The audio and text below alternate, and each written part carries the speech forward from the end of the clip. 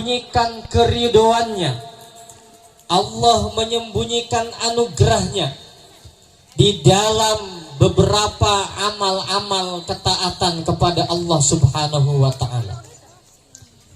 Fala tahqiranna syai'an min ta'atih, maka janganlah kita memandang remeh, menyepelekan kebaikan sekecil apapun. La'alla ridahu fihi, karena siapa tahu justru di dalam kebaikan yang kita anggap remeh tersebut terdapat ridhonya Allah Subhanahu wa ta'ala.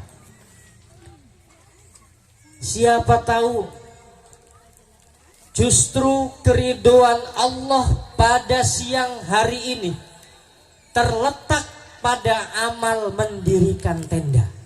Kita tidak ada yang tahu. Siapa tahu justru keridhoan Allah Subhanahu wa ta'ala terletak pada amal orang yang membagikan dan menaruh aqua botol ini. Tidak ada yang tahu. Siapa yang tahu ternyata ridhonya Allah Subhanahu wa ta'ala justru terletak pada orang yang memasang sound system yang ada di belakang itu. Tidak ada yang tahu. Karena itu janganlah kita menyepelekan amal sekecil apapun, karena justru di amal yang kita anggap sepele terkadang ada keridhoan Allah Subhanahu wa ta'ala. Ada seorang wali besar bernama Imam Junaid Al-Baghdadi.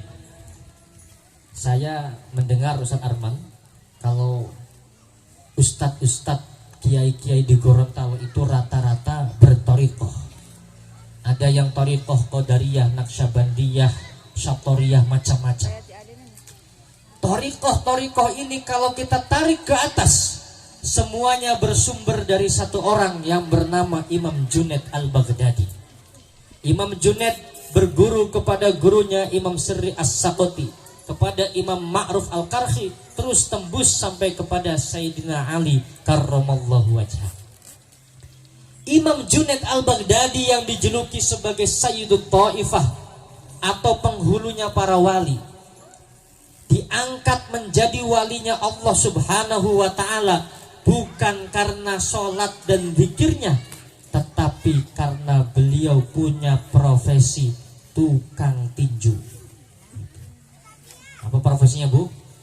Tukang tinju. Ibu-ibu mohon maaf, suka lihat apa itu yang di TV itu MMA.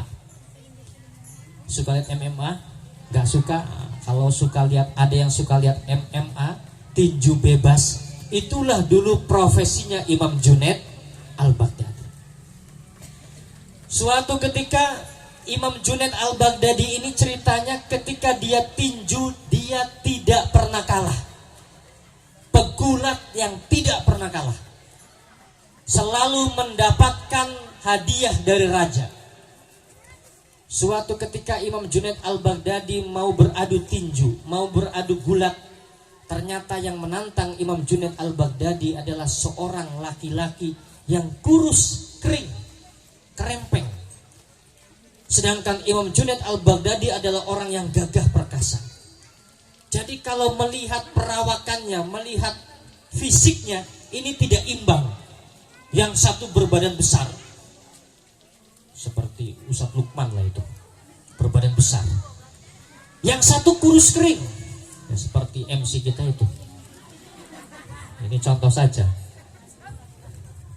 Jadi tidak imbang antara Junaid Al-Baghdadi dengan lawan tandingnya. Sebelum bertanding, lawan tandingnya ini berbisik kepada Junaid Al-Baghdadi.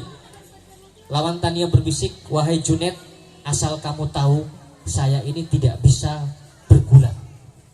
Saya tidak bisa berkelahi."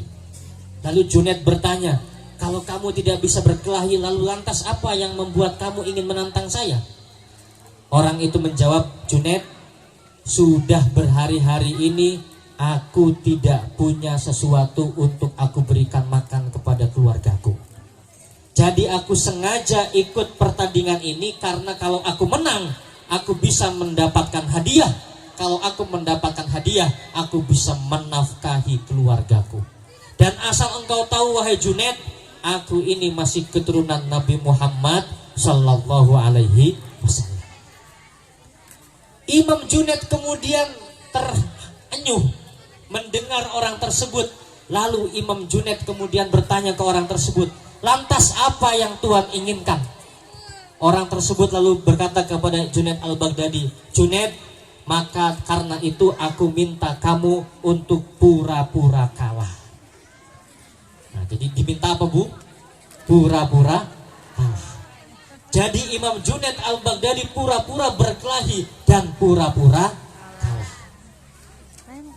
Malamnya Imam Junaid didatangi Nabi Muhammad sallallahu alaihi wasallam di dalam sedia mimpi. Di mimpinya tersebut Imam Junaid diberikan kabar gembira oleh Nabi Muhammad sallallahu alaihi wasallam.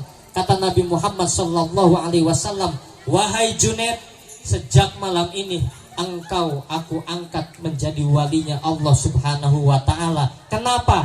Karena dengan sebuah amal tersebut yaitu mengalah. Jadi dengan mengalah, bukan zikir ini, Bu.